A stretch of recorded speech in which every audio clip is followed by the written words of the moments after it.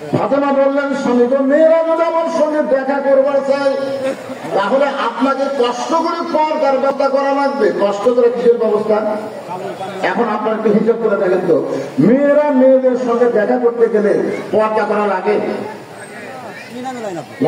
এই যে এতগুলো মেয়ে মানুষ এক জায়গায় বসে আছে, সবকে ভেবে ভেবে পর্দা করে করে বসে আছে, এক জায়গায় বসে আছে। তো পর্দার যেগুলো মেয়ে মানুষ দাঁড়ায় আছে তারা ফাতেমা তোমার সঙ্গে দেখা করবে। আর ফাতেমা বলতেছে, যদি মেয়েরা আমার সঙ্গে দেখা করতে চায় আপনাকে কষ্ট করে পর্দার ব্যবস্থা করা লাগবে। হয়তো আমি মুস্তি মুস্তি হাসার বলে, ফাতেমা ফাতেমা, মেয়েরা মেয়ের সঙ্গে দেখা করতে গেলে আবার পর্দা কি? এখন ফাতেমা বললে, স্বামী গো, আপনি জ্ঞানের সম্মান হওয়ার পারেন, কিন্তু পর্দা বিষয়ে আমার চাইতে আপনি কম জানেন। আচ্ছা ঠিক আছে, হবে এই কথাটা খেয়াল করতেন। হবে নারী কিন্তু জ্ঞানের কি? জ্ঞানের ভান্ডার, জ্ঞানের সম্রাট। মানে এত জ্ঞান আল্লাহ তাকে দিয়েছিলেন, যার কারণে নবীর একটা হাদিস আছে, আনা মাদিনাতুল ইলমি ওয়া আলী বাবুহা, আমি হচ্ছে ইলমের শহর, আলী হচ্ছে তার দরওয়াজা। বলেন সুবহানাল্লাহ। যখন কেউ কোনো বিপদের মধ্যে পড়তো সাহাবীরা আলীর কাছে আসতেন, তিনি সব কিছু সমাধান করে দিতেন। আল্লাহ তাকে এত জ্ঞান দিয়েছিলেন। আর ফাতেমা বলতেছে, আপনি জ্ঞানের সম্রাট হওয়ার পারেন, কিন্তু পর্দা বিষয়ে আমার চাইতে আপনি কম জানেন। আলী বলতেছেন, ফাতেমা, পর্দা বিষয়ে তুমি কি জানো? ফাতেমা বলতেন, স্বামী গো, যে কয়টা মেয়ে দরজায় দাঁড়িয়ে আছে আপনি কি তাদের চেনেন? যারা আমার সঙ্গে দেখা করবার চায় আপনি কি তাদের চেনেন? ফাতেমা কিন্তু একটা মারাত্মক প্রশ্ন করছে, যে কয়টা মেয়ে দরজায় দাঁড়িয়ে আছে আপনি কি তাদের চিনেন? আপনারা চেনেন? আপনাদের জেলার মধ্যে কার বউ কেমন আপনারা চেনেন? 5-7 জন যুবক মিলে গল্প করতেছেন, আচ্ছা আমাদের পাড়ার মধ্যে সবচেয়ে সুন্দরী বউ কার? তখন এক ছেলে লবণটায় বলতেছে, আমি এ পর্যন্ত যতগুলো দেখছি তার মধ্যে অমুকের বউ সবচেয়ে সুন্দর। আপনার বলে যে গল্প কি সোহাগের গল্প না পাপের গল্প? তুমি এ পর্যন্ত যে কয়টা দেখছ তার মানে, এই যুবক, এই তুমি এ পর্যন্ত যে কয়টা দেখছ তার মানে কি? কুল্লিল মুমিনিনা ইয়াগুদ্দু মিন আবসারিহিম, প্রকৃত মুমিন যারা হবে তারা কোনদিন কারো বউয়ের দিকে তাকাবে না, তাদের নজর থাকবে নিচের দিকে। জনগণ কথা ঠিক না? আর যে বলতেছে আমার দেখা পর্যন্ত উমুকের বউ সবচাইতে সুন্দরী বেশি, তাহলে উমুকের খবর কি? যার বউ সবচাইতে সুন্দরী গোটা পাড়ার লোক জানে, ও ওই মরদের খবর কি? আমার কথাকে বুঝতে পারতেছে না? আপনার বউ যে সবচেয়ে সুন্দরী গ্রামের লোকজন জানে, আপনার খবর কি? নিজের বউ নিজে সযত্নে রাখবেন সেটাও পারেন না। কি কম, নিজের বউ নিজের যত্নে রাখার দরকার আছে না? আছে। হ্যাঁ, খুব খেয়াল করেন। হয়তো বললেন, ফাতেমা, এই দুনিয়াতে একজন নারী ছাড়া আমি অন্য কোন নারী জানিও না, চিনিও না। একজনকেই চিনি, সে হলো আমার কলিজার টুকরা, আমার মহব্বতের বিবি, নাম হলো ফাতেমা। কথা মুসকে মুসকে হাসার পর আমি জানি তো, কিন্তু আপনি যখন জানেন না আমিও তখন জানি না। আচ্ছা, ওই দরজার মেয়েদের মধ্যে কোন মেয়ে যদি বেপর্দা হয়, যে কয়টা মেয়ে ফাতেমার সঙ্গে দেখা করবার আইছে সবগুলাই ভালো, কিন্তু কোন মেয়ে যদি বেপর্দা হয়, বেপর্দা নারী দ্বারা শয়তানের যানবাহন তারা। সবাই বলা লাগবে, আমি যেই বলবো বেপর্দা নারী দ্বারা, আপনার বলবেন শয়তানের যানবাহন দ্বারা। বলতে পারবেন না? মেয়েগুলো শুনুন, বেপর্দা নারী যারা, আমি এখানে ওয়াজ করতেছি, ওইগুলো আবার ছায়া থেকে দেখতে দেখে এটি ওয়াজ হচ্ছে, এরা হুজুরের কাজে সারবি রে, মাহফিল কমিটির ছেড়ে গেলে কোথায়? আর কখন সঙ্গমন আপনার আমার সাথে একটু হোহা করা লাগবে না? আমি যেই বলবো বেপর্দা নারী দ্বারা, আপনার বলবেন শয়তানের যানবাহন। শয়তানের যানবাহন কিন্তু বেপর্দা নারী। আপনাকে গ্রামের মধ্যে শয়তান ঢুকতে চাইলে কোন মরদের মাধ্যমে ঢুকবে না, ঢুকবে বেপর্দা নারীর মাধ্যমে। জনগণতা ঢুকবে না। জান্নাতের মধ্যে শয়তান ঢুকেছে, মা হাওয়া যখন বেপর্দা হয়ে গন্ধম গাছের দিকে তাকাছে। জনগণতা ঢুকবে না। যখন আল্লাহ বললেন বললেন ওয়ালা তাকরাবু হাযিহি শাজারা ফাতাকুনা মিনাজ জালিমিন, ওই গাছের কাছে যাও না, গেলেই জালেম হবা। সে গাছের দিকে তাকানোই জায়েজ নাই। জোরকান কথা ঠিক না? আদম কি তাকাছে? টাকা থেকে যেই তাকাছে তখন শয়তানকে এই মানে যে টাকালো মানে তোর মধ্যে আমার ঢোকালে একের আইসে এমন ভাবে প্ররোচনা দিল, মা হাওয়াও বাড়ালো, আদমও বাড়ান লাগলো। আদম আলাইহিস সালাম এক সময় আফসোস করে বলছে, আল্লাহ আপনি হিসাব করে দেখেন, আমার কোনো দোষ নেই, আপনি হিসাব করে দেখেন, আমি গন্ধম গাছের কাছে যাইনি, গন্ধম ফল আমি খাইনি, শরবতের মধ্যে গন্ধম আমারে খাওয়াইছে, এটা জানার পরে আমি ডান হাত মুখের মধ্যে ঢুকে দিয়ে আমি রক্ত বমি করেছি, এরপরেও বলেন তো আল্লাহ আমার দোষ কোথায়? আল্লাহ বলে, আদম আসলেই তোমার দোষ নেই, আসলেই তোমার দোষ নাই, আমিও জানি, কিন্তু হাওয়া তোমার কে হয়? আদম বলে, হাওয়া তোমার বউ হয়। আল্লাহ কয়, আদম হাওয়া তোমার কে হয়? তোমার বউ হয়। আল্লাহকে আদম হাওয়া তোমার কে হয়? একই প্রশ্ন বারবার করেন, হাওয়া আমার বউ হয়। আল্লাহ কয়, কে আদম? পরপর 3 বার বললাম হাওয়া তোমার কে হয়, প্রত্যেকবারই বললাম হাওয়া আমার বউ হয়। তো তোমার বউ কি করবে তুমি খেয়াল করবে না? তুমি যদি ঠিক মতো খেয়াল করতে তাহলে ওই গন্ধম গাছের কাছে যাওয়া পারত, খেয়াল করো। তুমি খেয়াল করো না দেখেই তো তোমার বউ স্টার বংশা দিবাংলা দেখতেছে, তুমি খেয়াল করো না বলেই তো তোমার বউ গোটা পাড়া ঢুকতেছে। দরকার কথা ঢুকতে না, আমার বউ কি করতেছে আমি স্বামী হিসাবে খেয়াল করার দরকার আছে না? খেয়াল হওয়ার কারণেই তো এরা পর্দার ভিতর থেকে বাইরে হয়ে বক্তা দেখতেছে।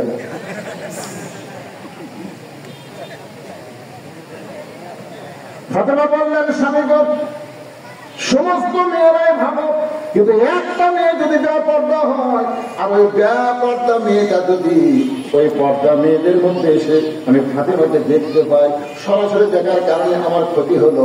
ওই বেপর্দা নারী কোনো পর পুরুষের কাছে গিয়া বলবে, ফাতেমার চোখের সাইজ এরকম, ফাতেমার গরুর সাইজ এরকম, ফাতেমার গায়ের রঙ এরকম। কারণ পর্দাশী নারী কোনদিন পর্দানিশী নারীর কথা বলবে না। আর বেপর্দা হলেই তো ফাতেমা এত পর্দার মধ্যে খাইলেও তো তেমন হলো না। একটা নারীর মাধ্যমে ফাতেমার চেহারা পর পুরুষের কাছে প্রচার হয়ে গেল। ওগো স্বামী, আপনি কি জানেন না আল্লাহ নবী আমার বাবা বলেছেন, ফাতেমা জান্নাতে যদি যাওয়ার চাও জান্নাতের আমল করে জান্নাতে যাও। আর মেয়েদের 1 নম্বর জান্নাতের আমলের নাম হলো পর্দা। আর সে আমলটা এমন ভাবে ফাতেমা গ্রহণ করেছে, রাতের অন্ধকারে ফাতেমাকে দাফন করা হয়েছে। রাতের অন্ধকারে ফাতেমাকে দাফন করে হযরত আলী যখন বলতেছে, আল্লাহ আমার কি ফাতেমা বড় পর্দা নিয়েছিল, আমি তাকে দাফন করলাম, আমার দায়িত্ব শেষ, তোমাকে ফাতেমারে দিয়ে গেলাম। এ কথা বলার সঙ্গে সঙ্গে আমি তাকায় দেখে সামনে কয়েকটা পুরাতন কবর দেখা যায়। এইমাত্র ফাতেমার কবর দিল, সেই নতুন কবর আর দেখতে পায় না। অতলে জান্নাতুল বাকিতে দৌড়ায় বলে, ফাতেমার কবর, ফাতেমার কবর। কে যেন ডাকতে বলে, আলী রে, ফাতেমা পর্দা নিশি, আমি আল্লাহ জহুরা ডিগ্রি দিয়ে ফাতেমার কবরটাকে কিয়ামত পর্যন্ত পর্দা করে দিয়েছি। শেষ। পুরুষের নামাজ আর নারীদের পর্দা হওয়া আমির সালেহা শেষ। এখন 3 নম্বর হলো ওয়াতাওয়াসাউ বিল হক। বাংলাদেশে একজন ছিলেন সাইদুল হাদিস, নাম হলো আজিজুল হক। আজিজুল, তার আমার ছেলে, এর নাম হলো মামুনুল হক। যার নাম কি? হক। হক একটু করে দেন, মামুনুল হক। তুলজাল হক ওয়া যাহাকাল বাতিল ইন্নাল বাতিলা কানা যাহুকা ওয়াতাওয়াসাউ বিল হক। হক মানে কি? মেয়ে বউলে ধরা বললো, আর সাংবাদিক যাই বললো, এটা আপনার কি হয়? আমরা বলে না বউ হয়, যে বউ যদি হয় কাবি। দেখেন হকের অবস্থা কিরকম। বউ দাবি করতেছে, আল্লাহ শপথ করে বলতেছে হক বউ, তারপরে বলতেছে বউ যদি হয় কাবি। এটা হচ্ছে হকের অবস্থা। আর যা হক শাকিব খান, ওই যে কখন বিয়ে করলো, কখন আর সোল হলো। আমাদের বউগার বিশ্বাস, একে সোলকে নিয়ে সাংবাদিক সম্মেলন করতেছে, কেন দিচ্ছে। সবাই জিজ্ঞাসা করে এরা কে হয়, তাই এরা শাকিব খানের ছেলে, আমার কার ছেলে ভালো করে। একটা সাংবাদিক বললো না যে কাবি। কিছুদিন পরে বুঝতে এসে বলতেছে ওই শাকিব খান আমাকে সন্তান নিয়ে সাংবাদিক সম্মেলন করলো, দেখলেন গ্রাহকের অবস্থা দেখলেন, একটা সাংবাদিকও গেল না, কবে বিয়ে হলো কাবিন কোথায় কেউ প্রশ্ন করলো না, আর হচ্ছে প্রশ্ন করে বড় দরকার হয় কাবিন কোথায়। ولنبلونكم بشيء من الخوف والجوع ونقص من الأموال والأنفس والثمرات وبشر الصابرين। হকের সাথে সাথে আল্লাহ বলতেছেন খুব খেয়াল করবেন, সময় থেকে খেয়াল করি আমাকে কথা বলতে হচ্ছে ভাই। আপনারা বলেন যে মেয়েটা বিয়ে হওয়ার পরে এখন পর্যন্ত বাচ্চা হয়নি, ওই যে প্রসব বেদনা বুঝবি, কথা আমার বুঝবি, কিন্তু এইবার বাচ্চা হবে, এইবার বাচ্চা হবে, এইবারে বুঝবে মা হওয়ার ঠেলা কি। আমার ছোটবেলায় গান শুনছিলাম, কি বলবো প্রসবের কথা, মা দিনে সেই ব্যথা কেউ তো বুঝিবে না, মাটন থেকে আর সন্তানের দায় ওয়াকালে মা মারা যায়, কেন সে মায়ের ভক্তি করো না, এমন দরদি ভাবে কেউ হবে না আমার মা গো।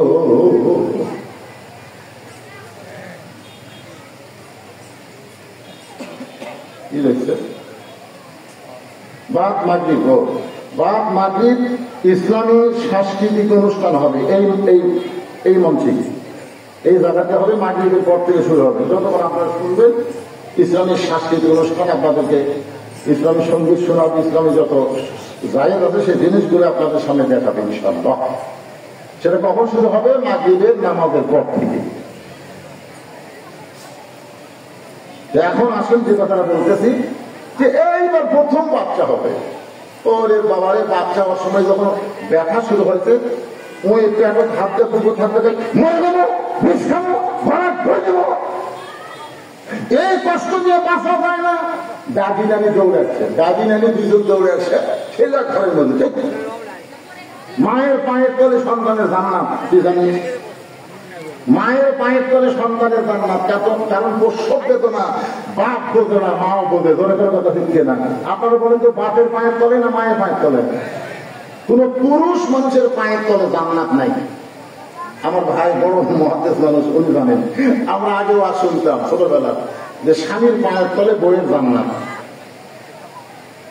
কথা আছে না? স্বামীর পায়ের তলে বইয়ের জান্নাত, এটা হলো ভুয়া কথা। মায়ের পায়ের তলে সন্তানের জান্নাত, এটা হলো হক কথা। সত্য কথা হলো কোন পুরুষের পায়ের তলে জান্নাত নেই, জান্নাত হলো নারীর পায়ের তলে, সেই নারী যদি মা হয়। জনগণ কথা বলেন না কেন? দাদির ধাক্কায় ঘরের মধ্যে দিয়ে গেছে, কিসের আত্মহত্যা, কিসের বিষ খাওয়া, কিসের করার দরিদ্র, জোর করে বিছনায় শোয়াইছে, জোর করে বিছনায় শোয়াইছে। যখন নাতি চিৎকার করে কাঁদতে চায়, দাদি নানি মুখে হাতটা বলে কান্দিস না, কাঁদু করে কাঁদলে গ্রামের লোক সুন্দর পাবে, তোর বদনাম হবে, তুই কেমন করে মা হবি, একটু ধৈর্য ধর। পাঠাবে সবে সবর, একটু ধৈর্য ধর, একটু ধৈর্য ধর। অনেক কিছু বুঝানোর পরে এবার মা ধৈর্য ধরে, কি করি দেখি কি হয়। ঢাই মাসে যখন বাচ্চা কাঁদতেছে, এমন সময় মা বিশ্বের যন্ত্রণা দাঁতের উপর দাঁত দেয়, ই করতেছে, ডাক্তারি বলতেছে জোরে করিস না, ই কর, কিন্তু জোরে করিস। এই রাস্তাতে কিছু মানুষ যাচ্ছে, ওরা কিন্তু শুনবার পাবি তোর বদনাম করি। কিছুক্ষণ পরে যখন বাচ্চা হলো, মা বেহুশ হয়ে গেছে। মা যখন বেহুশ হয়ে গেছে, ধাত্রী এবার বাচ্চাকে গোসল করায়, ওই বাচ্চা যখন মায়ের বুকের উপর দেয়, মা তখন বাচ্চার পরশে হুশটা ফিরে পায়। আস্তে করে মুখের কাছে নিয়ে যখন বাচ্চার চুমা খাবার চাই, এমন সময় দাদি নানি তিরস্কার করে বলে যে বাচ্চার প্রসবের যন্ত্রণা তুই বিষ খাবার চাইলি, গলা ধুই দিবার চাইলি, তুই আত্মহত্যা করবার চাইলি, এইটাই কিন্তু তোর সেই বাচ্চা একটা চাকরিবারে ফেলে দে। যেইটা তোকে এত কষ্ট দিল, যেইটা তোর এত রক্ত ধরল, যার যন্ত্রণায় তুই গলা ধরে দেওয়ার চাইবি, বিষ খাবার চাইবি, একে আদর করিস না, একেবারে ফেলে দে। মা তখন বলে দাদি, দাদি এই কষ্টের পরে যে এমন শান্তি, এটা আগে বুঝলি। এই সন্তান বুকে নেওয়ার সাথে সাথে আমি সব কষ্ট ভুলে গেছি। প্রায় 2000 ছাত্র জনতা জীবন দিয়েছে, প্রায় 30,000 বন্ধুত্ব বরণ করেছে, অনেকের চোখ নাই, হাত নাই, পা নাই, এই 24 সালের স্বাধীনতার জন্য। জোরে কোনো কথা ঠিক কিনা? এত কষ্ট আল্লামা সাইদি হুজুরকে বিনা অপরাধে জেলের মধ্যে বন্দি করে রাখছে, জেল থেকে হাসপাতালে গিয়ে পুশ করে তাকে হত্যা করা হয়েছে। ইসলামের বীর সেনানীদেরকে অন্যায়ভাবে ফাঁসির কষ্টে নিয়ে গেছে, অনেক কষ্ট, অনেক ধৈর্য ধারণ করা হয়েছে ওই সন্তানের জন্য। বলে কোনো কথা ঠিক না বলতাম? সন্তান যখন মা বুকে বাসে সব কষ্টের কথা ভুলে গেছে। আমরাও চাই এত ত্যাগ, এত চিৎকার করে এই বাংলার জমিনে আর কোন মানুষের আইন চলবে না, আগামীতে আইন চলবে আমার আল্লাহর। আল্লাহর কোরআন যদি চালু হয়, কোরআনের পতাকা যদি পথ পথ করে আসমানে ওড়ে, আমাদের সমস্ত কষ্ট, সমস্ত ব্যথা ভুলে গিয়ে আমরা